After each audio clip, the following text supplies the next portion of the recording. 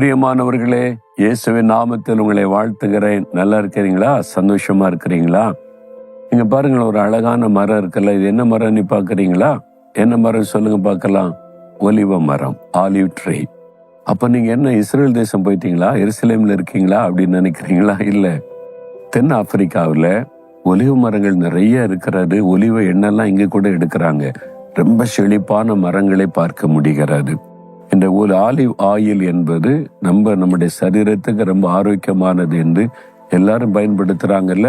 ரொம்ப நல்ல ஒரு எண்ணெயில ரொம்ப பெஸ்டான ஒரு எண்ணெய் இந்த ஆலிவ் எண்ணெய் என்பது. சரி, இன்றைக்கு ஆண்டவர் எனக்கு என்ன வசனம் தருகிறார்? ஏசாயா 62 3 நீ கர்த்தருடைய கையில் அலங்காரமான கிரீடமும் உன் தேவனுடைய கரத்தில் ராஜ்ய முடியுமாயிருப்பாய். தேவனுடைய கரத்தில் இருப்பது. என் மகனே, என் மகளே, நீ கர்த்தருடைய கையில் அலங்காரமான கிரீடமாக இருப்பாய், ராஜ்ய முடியுமாயிருப்பாய். அப்படின்னா ராஜாக்கள் தலையில வைக்கிற கிரீடம், அது ஒரு அதிகாரத்தை குறிக்கும், மேன்மையை குறிக்கும். நான் உன்னை ஆசீர்வதித்து மேன்மையாக வைப்பேன், அதிகாரம் உள்ளவனாய் வைப்பேன் என்று ஆண்டவர் உங்களுக்கு வாக்கு கொடுக்கிறார். நான் ஒரு அனாதைங்க, ஒரு ஏழை குடும்பங்க, எனக்குன்னு யாருமே இல்லை, அக்கறை காட்ட யாரும் இல்லை, எனக்கு ஒருடைய வாழ்க்கை அமையுமா அப்படின்னு நினைக்கிறீங்களா? எஸ்தர் என்கிற ஒரு வாலிப மகளை குறித்து வேதத்துல வாசிக்கிறோம்ல. தாய் தகப்பன் இல்லாதவள், ஆனால் அந்த மொர்தெகாய் என்கிறவளுடைய சிறிய தகப்பன் அவளை வளர்த்தார். தேவன் அவளை எப்படி உயர்த்தினார்? ராஜாத்தியாக உயர்த்தினார், ஒரு கிரீடமாக வைத்தார். 127 நாடுகளுக்கு ராணியாக இருந்ததை வேதம் நமக்கு சொல்லுகிறது.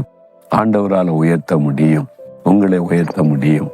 ஒரு சமயம் ஒரு வாலிப மகள் கண்ணீரோடு ஒரு கடிதம் எழுதியிருந்தாள்.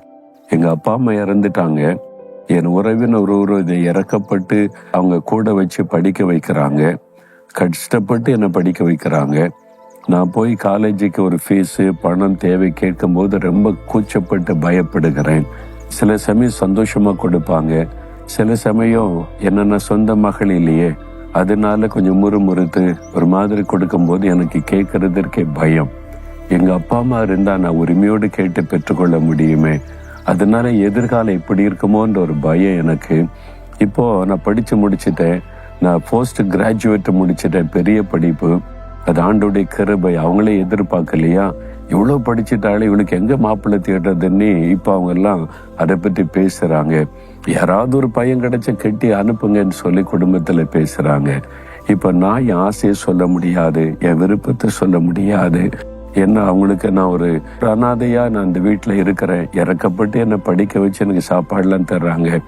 எங்க அப்பா அம்மா இருந்தா நான் கேட்க முடியும், எனக்கு இந்த மாதிரி ஒரு வாழ்க்கை அமைச்சு கொடுங்க, இவ்வளவு படிச்ச ஒரு மாப்பிள்ளை பாருங்கன்னு சொல்ல முடியும். இப்ப நான் ஒண்ணுமே சொல்ல முடியாது அப்படின்னு ஒரு வேதனையோடு நொறுங்கொண்ட உள்ளத்தோடு அந்த மகள் கடிதம் எழுதி இருந்தாள்.